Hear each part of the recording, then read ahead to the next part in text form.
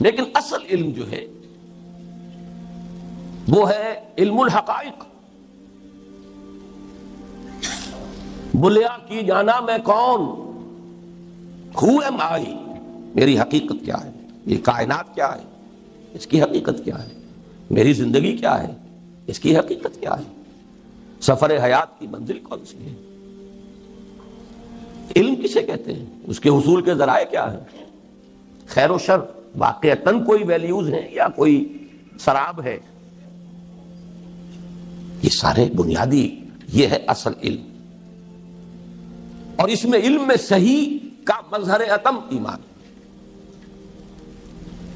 باقی سائنٹیفک علم، ٹیکنالوجیکل علم، میڈیکل سائنسز، انجینئرنگ سائنسز، شریعت کا علم، احکام کا علم، یہ اپنی جگہ ہے، ان میں سے کسی کی نفی نہیں کر رہا. لیکن یہاں مراد علم سے کون سا ہے، علم الحقائق. اسی پر در حقیقت سارا دار و مدار ہے انسان کے رویے کا. اسلام میں علم صحیح کا مظہر عتم ایمان ہے، جبکہ صحیح عمل صحیح کی اساس تصور فرائض پر قائم ہے. جو آپ کا تصور ہوگا فرائض کا، اسی کے مطابق آپ عمل کریں گے. اس میں ایک تو لفظ ایڈ کر لیجئے، فرائض اور حقوق. یہ اصل میں ایک ہی حقیقت کے دو، ایک ہی سکے کے دو رخ ہیں. اللہ کے جانب آپ کے جو فرائض ہیں وہ اللہ کے حقوق ہیں آپ پر. اولاد کے ضمن میں جو آپ کے فرائض ہیں وہ اولاد کے حقوق ہیں آپ پر. مامورین کے جو فرائض ہیں وہ گویا کہ حق ہے امیر کا. امیر کا جو فرض ہے وہ گویا کہ حق بنتا ہے مامورین کا. تو یہ ایک ہی شے کے در حقیقت ایک ہی سکے کے دو رخ ہیں، حقوق و فرائض. اسی لیے حقوق اللہ، حقوق العباد، اس میں کل شریعت آ جاتی ہے، کل دین آگے. تو فرائض اور حقوق در حقیقت یہ ایک ہی سکے کے دو رخ، ایک ہی تصویر کے دو رخ. جو تصور حقوق و فرائض ہے اسی پر عمل کا دار و مدار ہوگا. وہ صحیح ہے تو عمل صحیح ہوگا. اب اگلا جملہ، ایمان انسان کو علم حقیقت ہی عطا نہیں فرماتا، صحیح محرک عمل بھی دیتا ہے. یہ ایمان کا دوسرا رخ ہے. یوں سمجھیے کہ ایمان کی ایک وسعت ہے، ایک اس کی گہرائی ہے. وسعت فلسفیانہ فکر کی حامل ہے. کائنات کیا ہے، تمہاری حقیقت کیا ہے، زندگی کیا ہے، موت کیا ہے، خیر کیا ہے، شر کیا ہے، علم کیا ہے، تم کیا ہو، تمہارا اللہ سے تعلق کیا ہے. یہ سارا وسعت ہے اس کی. یہ ہے فلسفیانہ فکر، علم صحیح. ایک ہے اس کی یقین کی گہرائی. جتنی گہرائی ہوگی اتنا ہی جذبہ عمل کو مہمیز ملے گی. تو ایمان کے دو رخ سے ان میں رکھیے. میری تقریروں میں کبھی یہ الفاظ آپ نے سنے، گہرائی اور گہرائی. ایک ہے ایمان کی گہرائی اور گہرائی، ایک ہے ایمان کی وسعت. وسعت جو ہے وہ ریپرزینٹ کرتی ہے علم صحیح کو، اور گہرائی جو ہے وہ محرک فراہم کرتی ہے عمل. جتنا گہرا ہوگا ایمان اتنا ہی جذبہ ہوگا جہاد کا، اتنی ہی اثار و قربانی، اتنی ہی محنت، اتنی ہی جد و جہد.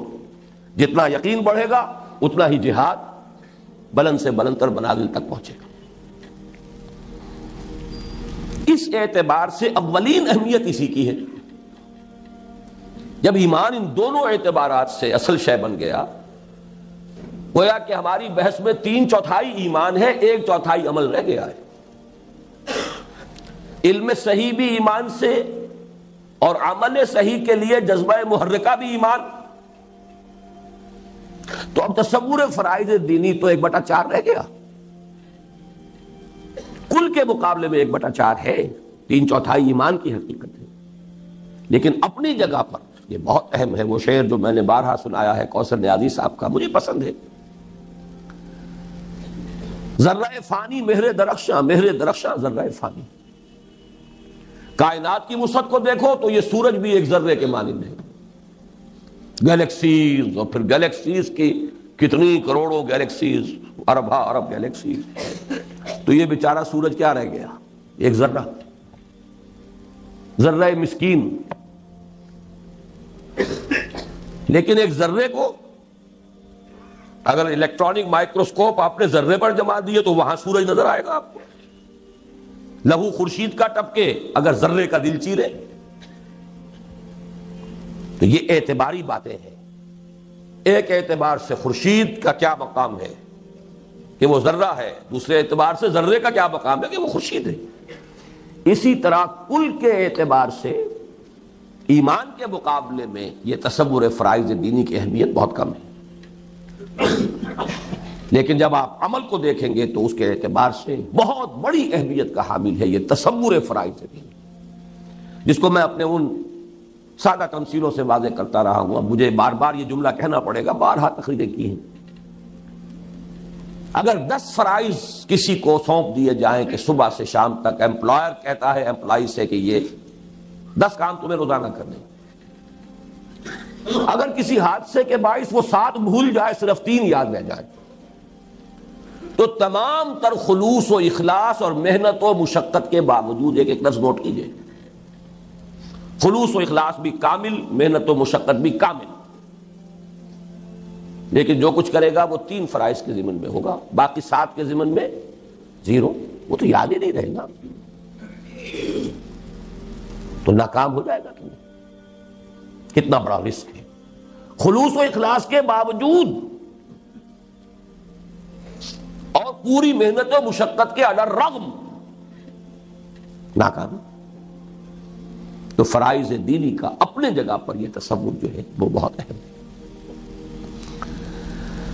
چنانچہ ایمان کی ماہیت، اس کی تفاصیل، اس کے درجات، اس کے حصول کے ذرائع اور اس کے لوازم و ثمرات اہم ترین موضوعات ہیں. میں نے جب 3/4 اس کو قرار دیا ہے تو اہم ترین موضوعات تو وہی ہیں. پھر گن لیجئے، ایمان کی ماہیت، اس کی تفاصیل، اس کے درجات، اس کے حصول کے ذرائع اور اس کے لوازم و ثمرات، یہی موضوعات ہیں جن پر اس سال کی جو محاضرات قرآنی ہیں ان پر گفتگو ہوگی 5 خطبات میں. میرے نزدیک اس موضوع کی جو اہمیت ہے آپ کو معلوم ہے، کتنے مواقع پر میں نے ان موضوعات پر تقریریں کی. لیکن یہاں نوٹ کیجئے، لیکن موجودہ محاضرات میں اصل بحث ان پر نہیں بلکہ تصور فرائض دینی پر ہے. یہ محاضرات کا لفظ آ گیا تو اب اس کا پس منظر نوٹ کر لیجئے، جو کہ سرورق پر لکھا ہوا ہے. مارچ 1985 میں اسی مسجد ہال میں 6 روز تک مسلسل یہ تحریر تھی میری جو موضوع گفتگو رہی. اس میں تھوڑا سا لفظی فرق ہوا ہے بعض جگہ پر، وہ میں آپ کو بتا دوں گا، مبادا یہ سمجھا جائے کہ میں نے غلط بیانی سے کام لیا ہے. میں نے ایک تحریر مرتب کی علماء کرام سے استصواب کے لیے کہ یہ میرا مطالعہ ہے قرآن و سنت سے اور سیرت رسول صلی اللہ علیہ وسلم سے. کوئی غلطی ہے تو متنبہ کر دیجیے، صحیح ہے تو تصویب فرمائیے. 100 علماء کرام کو دعوت دی، جن میں سے 25 حضرات نے تشریف لا کر یہاں تقریریں کی، 25 نے اپنے خیالات لکھ کر گئے. ان میں بڑی بڑی شخصیتیں بھی تھیں اس وقت، میں ان کا بہت ممنون اور مشکور ہوں. ان محاضرات کی پوری رداد میثاق میں چھپ چکی ہے. میں اس میں شریک رہا تھا صرف سامع کی حیثیت سے. میں نے ایک حرف، صرف ایک استثناء ہوا تھا، ایک مقرر سے ایک سوال کیا تھا بس، مولانا وحید الدین خان صاحب سے، باقی ایک حرف میں نہیں بولا. میں سامع تھا اور سارے رفقا سامع تھے. میں نے اپنے گلے کی بھیڑوں کو بعض اعتبارات سے یہ لفظ صحیح کہہ رہا ہوں، بھیڑیوں کے سامنے پیش کر دیا تھا، اس لیے کہ استہزاء بھی ہوا، تمسخر بھی ہوا، مذاق بھی اڑایا گیا. لیکن میں نے رفقا جو اس میں تھے انہیں یاد ہوگا پہلے بڑی بریفنگ کی تھی. ان کا ادب ملوث رکھنا ہے، یہ ہمارے مہمان ہیں، بات پسند آئے نہ آئے سکون سے سننی ہے، صرف آپ لوگوں کو سوالات کا حق حاصل ہوگا، وہ بھی پورے ادب کے ساتھ. باقی مجھ پر جو بیتے بیتے جھیلیے، میں بھی جھیلوں گا، آپ بھی جھیلیں. لیکن میں یہ چاہتا ہوں کہ آپ میرے ساتھ چلیں تو علی وجہ البصیرت چلیں. میں یہ نہیں چاہتا کہ میں آپ دوسروں کے اثرات سے آپ لوگوں کو بچا بچا کے رکھوں. تو بچا بچا کے نہ رکھ اسے، تو ڈنکے کی چوٹ چاہتا ہوں کہ آئیں علماء بات کریں، گفتگو کریں. میری غلطی مجھ پر واضح کریں. میرے سامنے وہ آیہ مبارکہ ہمیشہ بڑی اہمیت کی حامل رہی ہے. قل ھذہ سبیلی ادعو الی اللہ علی بصیرۃ انا ومن اتبعنی.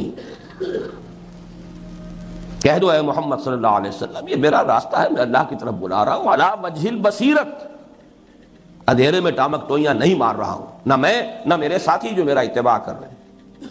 تو مجھے بھی ایسے ساتھی درکار ہیں جو علی وجہ البصیرت میرا ساتھ دیں.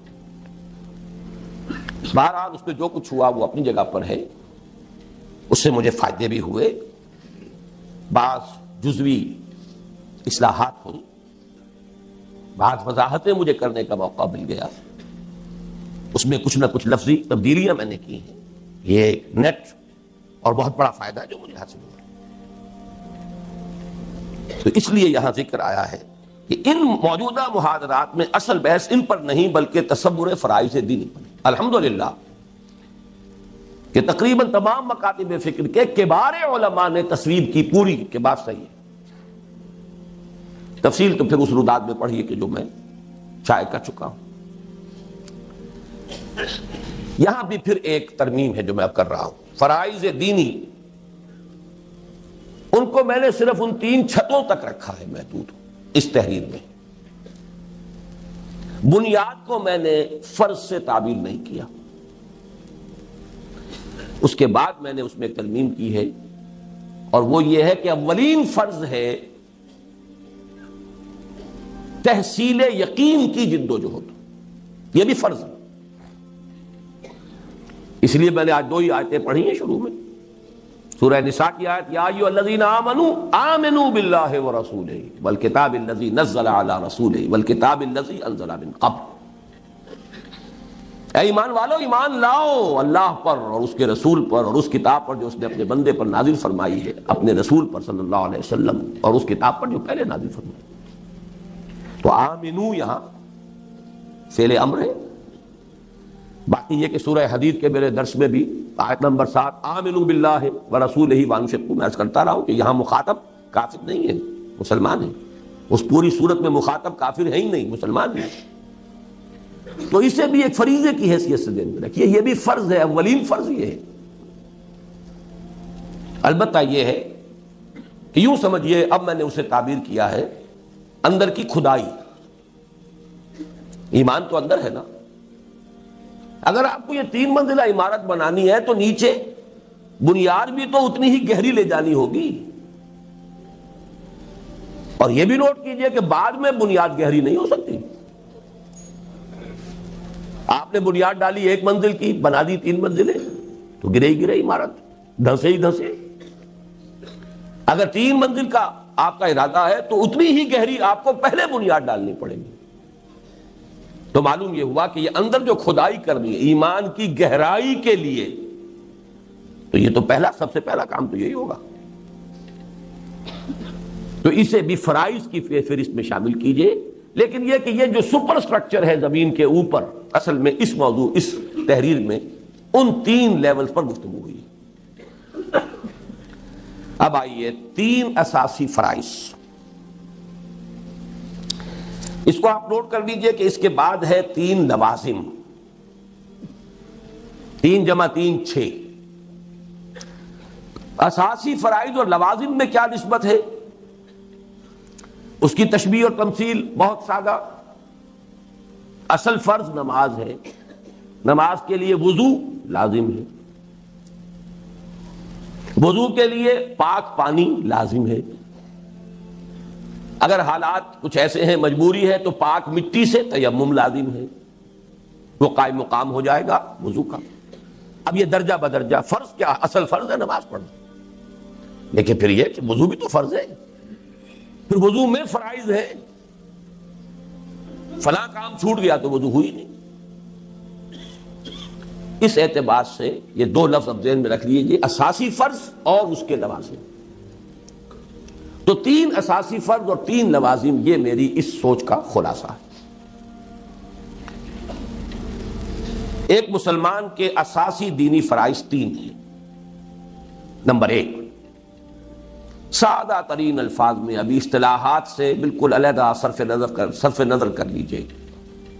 ایک یہ کہ خود صحیح معنی میں اللہ کا بندہ بنے. یہ میری سن 51 کی تحریر میں موجود ہے، یہاں آپ دیکھ لیں گے. یہ تینوں فرائض کا تصور. پہلا، خود اللہ کے بندے بنو صحیح معنی. لیکن اس کے لیے اصطلاحات 4 ہیں بنیادی. اسلام، اطاعت خدا و رسول صلی اللہ علیہ وسلم، تقوی اور عبادت.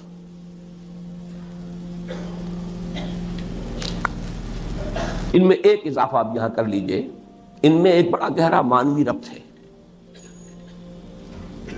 اسلام پہلا قدم ہے، اس کے معنی ہے to give up resistance, to surrender. معلوم ہوا پہلے کشمکش تھی، مقابلہ تھا، جنگ جاری تھی. آپ نے سپر انداختے مگر جنگشت، آپ نے ہتھیار ڈال دیے. وہ جنگ کون سی تھی؟ آپ کے نفس کی اور اللہ کی. آپ نے ہتھیار ڈال دیے، سرنڈر، سر تسلیم، ختم. اچھا، یہ مجبوراً بھی ہو سکتا ہے. حضور کی حیات طیبہ میں جب انقلاب کی تکمیل ہوئی تو بہت سے لوگوں نے مجبوراً بھی تو سرنڈر کیا تھا. منافقین نے مجبوراً بھی تو سرنڈر کیا تھا. عبداللہ ابن ابی نے مجبوراً سرنڈر کیا تھا. لیکن اسلام کے معنی سرنڈر. مسلمان وہ ہو گیا، اب وہ مجبوراً ہے، مرضی سے. یہ علیحدہ بحث ہے، اس سے آپ کی بحث، آپ کو اس سے بحث نہیں کر سکتے. وہ اللہ جانتا ہے وہ مجبوراً ہوا ہے، دھوکے کے لیے ہوا ہے، آئندہ جنگ جاری رکھنے کے لیے، مہلت لینے کے لیے ہوا ہے، جو بھی ہو، جاسوس بن کر آیا ہے، جو بھی ہو. اسلام ہو گیا، سرنڈر کر دیا. اس سے اگلا لفظ ہے اطاعت. اطاعت کا مادہ ہے طوع. طوع کے معنی ہے آمادگی، خود آمادگی. طوعن و کرہن، یہ لفظ دو جو آتے ہیں، ایک آمادگی کے ساتھ کام کرنا ہے، ایک مجبوری سے کرنا. اب اسلام میں سے مجبوری والے حصے کو نکال دیجئے، تب اطاعت ہوگی. اور اطاعت اللہ کے ساتھ رسول کی یہاں بریکٹڈ ہے. یہ مضمون بہت طویل ہے لیکن بہت محکم ہے. اللہ کی اطاعت رسول ہی کے اطاعت کے ذریعے ممکن ہے، کوئی اور راستہ ہے ہی.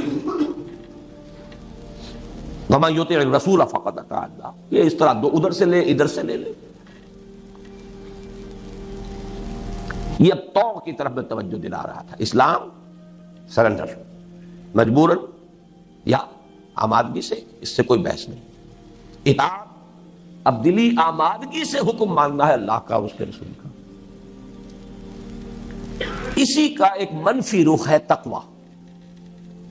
تقوی کیا ہے؟ بچنا، نافرمانی سے بچنا، گناہ سے بچنا، اللہ کے حکم کو توڑنے سے بچنا. گویا کہ اطاعت اور تقوی یہ دونوں، یہ مثبت اور منفی رخ ہے. اس میں ایک اضافہ بعد میں کروں گا میں. یہاں 4 اصطلاحات کے حوالے سے ابھی تقوی کو اسی درجے ذہن میں رکھیے.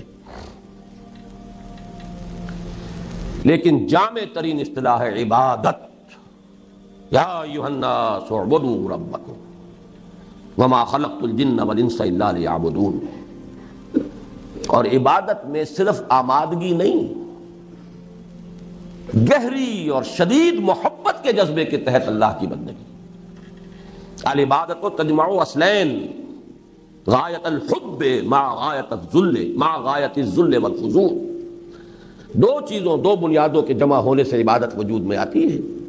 حد درجے کی محبت اور حد درجے میں اپنے آپ کو بچھا دینا زمین. انقیاد، تسلیم کا آخری تک. میری کوئی مرضی نہیں، جو تیری مرضی ہے وہ میری مرضی. اور محبت، دیکھا آپ نے ان 4 الفاظ میں ایک تدریجی ارتقاء ہے. البتہ اس میں جو میں تقویٰ کے بارے میں ایک بات عرض کرنا چاہتا ہوں. قرآن مجید کے بعض مقامات سے یہ معلوم ہوتا ہے کہ تقویٰ اصل میں اس ڈرائیونگ فورس کا نام ہے جو آدمی کو آگے سے آگے بڑھاتی ہے. اطاعت میں اور گہرا ہونا، اللہ کی بندگی میں اور پختہ ہونا، یہاں تک کہ درجہ احسان تک پہنچ جانا۔ اخبرنی عن الاحسان، مجھے بتائیے احسان کیا ہے؟ ان تعبد اللہ کانک تراہ فإن لم تکن تراہ فإنہ یراک، ان تعمل اللہ کانک تراہ فإن لم تکن تراہ فإنہ یراک، ان تخشى اللہ کانک تراہ فإن لم تکن تراہ فإنہ یراک۔ اس کے لیے سورہ مائدہ کی اس آیت کو ذہن میں رکھیے، لیس علی الذین آمنوا وعملوا الصالحات جناح فیما طعموا، وہ لوگ جو ایمان لائے، جنہوں نے نیک عمل کیے، ان پر کوئی بوجھ نہیں ہے، کوئی الزام نہیں ہے ان چیزوں کے بارے میں جو پہلے کھا پی چکے، جب تک شراب حرام نہیں ہوئی تھی، چاہے آپ نے گیلن کے گیلن پیے ہوں، کوئی حد نہیں، آپ کو تشویش اپنے آس پاس نہ آنے دو۔ یہاں سے اذا اتقوا وآمنوا وعملوا الصالحات ثم اتقوا وآمنوا ثم اتقوا واحسنوا واللہ يحب المحسنین۔ یہاں آپ نے تقوی کی تکرار دیکھیے، یہ تقوی ڈرائیونگ فورس ہے۔ ثم اتقوا، اور پہلا ایمان وہ ہے جس کے ساتھ عمل کو علیحدہ ذکر کیا ہے۔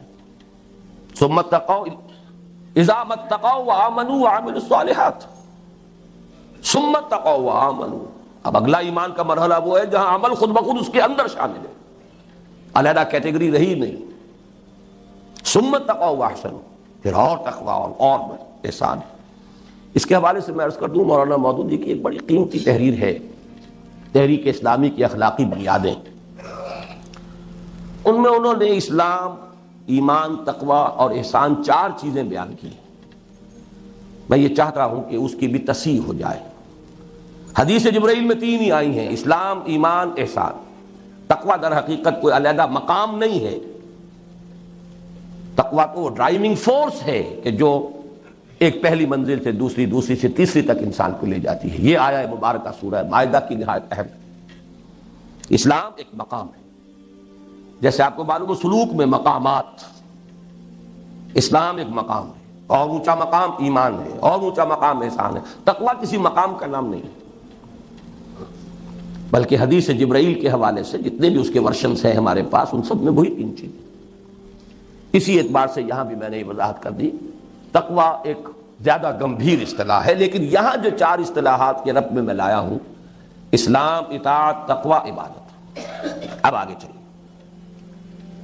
یہ کیفیات انسان میں ہمہ تن، ہمہ وقت اور ہمہ وجوہ مطلوب ہیں، نہ کہ جزوی یا جز وقتی۔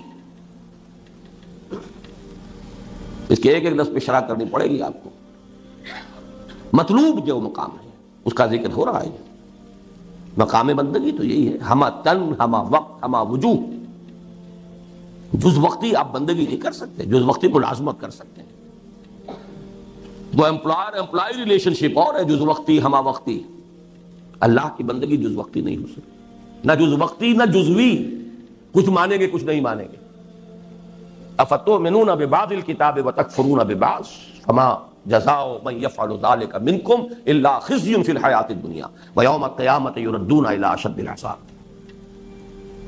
بارہا آپ نے یہ آیتیں سنی ہیں، ترجمے سنے ہیں، میں وقت نہیں لے رہا، صرف یہ کہ ٹانک لیں ذہن میں کہ یہ در حقیقت ایک جملہ جو ہے اس کا تعلق اس سے، یہ کیفیات انسان میں ہمہ تن، ہمہ وقت اور ہمہ وجوہ مطلوب ہے، نہ کہ جزوی یا جز وقتی۔ الا، استثناء یہاں بھی ہوگا، جیسے وہاں نوٹ کرا آیا ہوں استثناء۔ مریض آدمی ہے، مفلوج ہے، ہلنا چاہتا نہیں ہل سکتا، نفسیاتی مفلوج ہے، مانتا ہے کہ ہاں یہ کام فرض ہے، نہیں کر پا رہا، یہاں بھی الا ہے۔ الا یہ کہ کبھی غفلت کے باعث، اب یہاں بھی دیکھیے ایک جملے میں 3 اسباب آئے ہیں، غفلت کے باعث، یا جذبات کی رو میں بہہ کر، یا ماحول کے اثرات سے مغلوب ہو کر کوئی غلط حرکت سرزد ہو جائے، بالارادہ نہیں، سرزد ہو جانا، اس کا اپنا ایک کنوٹیشن ہے، مفہوم ہے۔ معصیت بالارادہ ہو تو بغاوت ہے،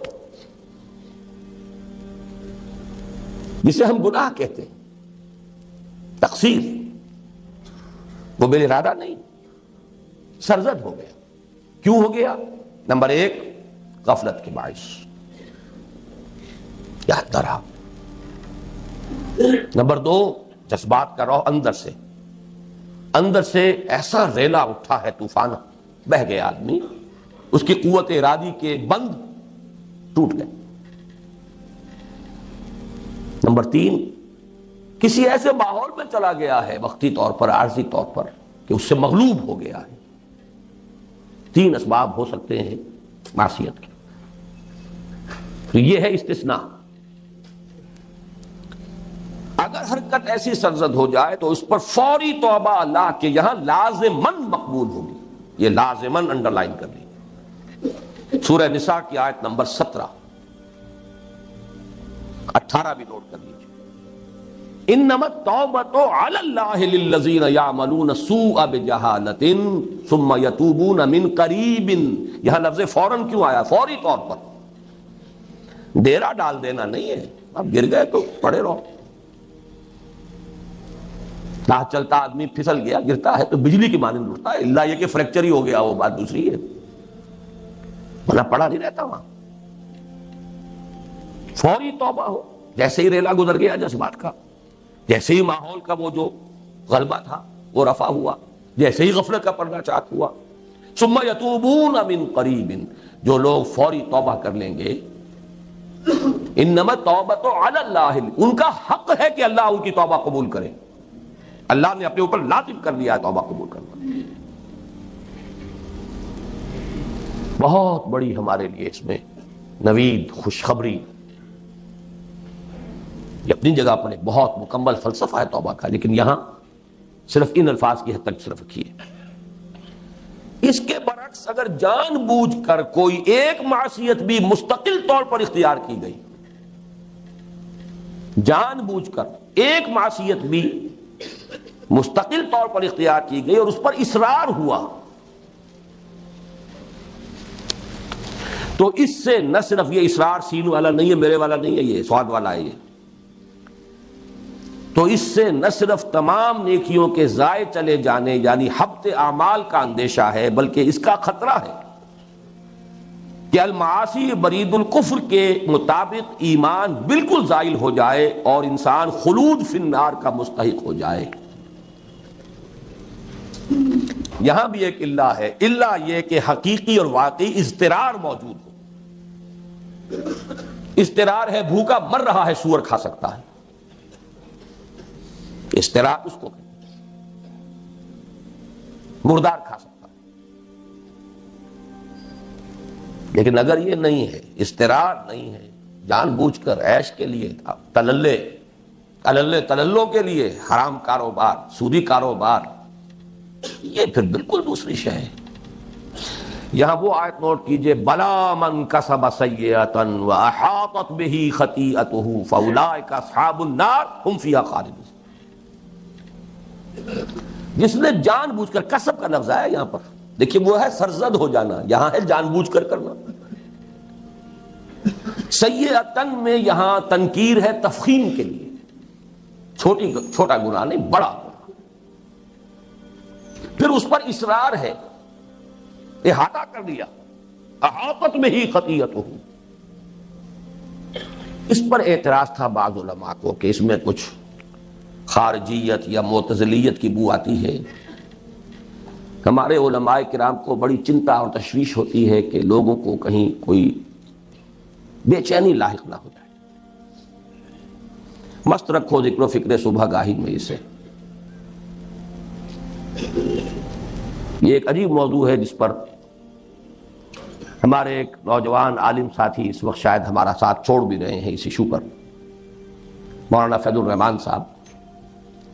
میں یہاں واضح کر دینا چاہتا ہوں کہ یہاں ایک لفظی اصلاح میں نے ان کے جاننے والے ہیں، میرے بھی کرم فرما ہے، مفتی نظام الدین صاحب کی ایک اصلاح یہاں قبول کی ہے پچھلے سالانہ اجتماع میں، اور ان کے اپنے ہاتھ کی تحریر میرے پاس بطور سند موجود ہے تاکہ سند رہے اور بوقت ضرورت کام آئے۔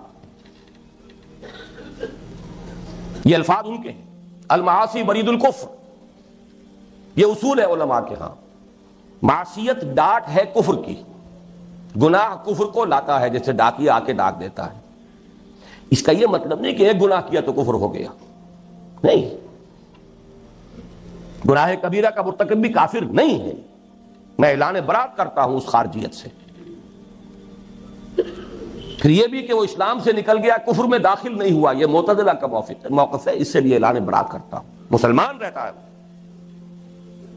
البتہ اس کے اندر کا ایمان جو ہے وہ یقین قلبی والا ایمان، وہ شے دیگر ہے، اسلام شے دیگر ہے۔ ان دونوں میں جو گڑبڑ کرتے ہیں، انہوں نے مسلمانوں کو ان کی بے عملی اور حرام خوریوں کے اوپر مطمئن کیا۔ یہ ساری جو ہے ہماری بے عملی ہوئی نہیں، ان احادیث کا ترجمہ کرنے کو تیار نہیں۔ یہ ترجمہ نہ کر دینا، واللہ لا یؤمنو واللہ لا یؤمنو واللہ لا یؤمنو، خدا کی قسم وہ شخص مومن نہیں، خدا کی قسم وہ شخص مومن نہیں، خدا کی قسم وہ شخص مومن نہیں۔ نہیں، یہ نہ کرنا، کہنا خدا کی قسم اس کا ایمان کامل نہیں، خدا کی قسم اس کا ایمان کامل نہیں، خدا کی قسم اس کا ایمان کا، گویا کہ حضور کو تو عربی زبان آتی نہیں تھی۔